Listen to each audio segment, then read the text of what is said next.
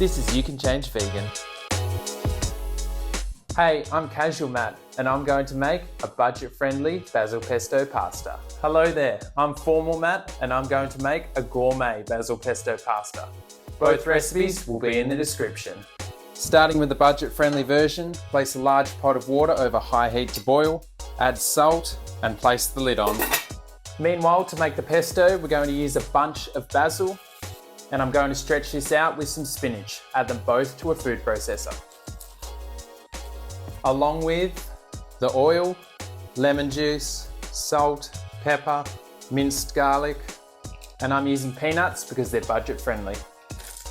Process until a rough paste is formed. Just like this. Once the water is boiling, add the pasta and undercook by a couple of minutes compared to the instructions. Reserve some pasta water to use later, then drain the pasta. Turn the heat down to medium-low and then add in the pesto, the reserved pasta water and plant milk. Mix it all together to form a creamy pesto sauce. Add the pasta back in, stir it to coat in the sauce, then heat for a couple of minutes until the pasta is cooked.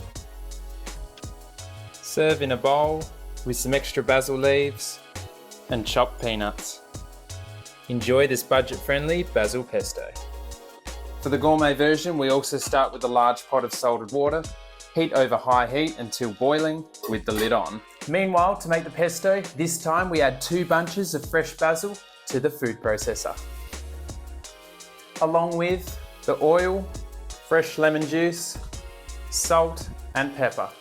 The recipes are quite similar so far, but now we add nutritional yeast for its cheesy flavour and pine nuts for their nutty flavour and texture. Process until a rough paste is formed. Just like this.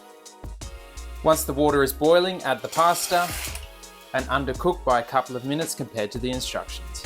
Heat the extra pine nuts in a dry pan over medium heat until golden brown and toasted like this, then set aside. Reserve some pasta water, then drain the pasta. Heat some oil in a pan over medium heat, add the diced onions and cook for a couple of minutes. Now add the sliced garlic and sliced mushrooms. Cook until caramelized and brown like these. Reserve a few of the mushrooms to garnish with. Into the fry pan, add the pesto, the reserved pasta water and the plant milk. Stir everything together. Add in the drained pasta. Stir it through the sauce, heating for a couple of minutes until the pasta is cooked.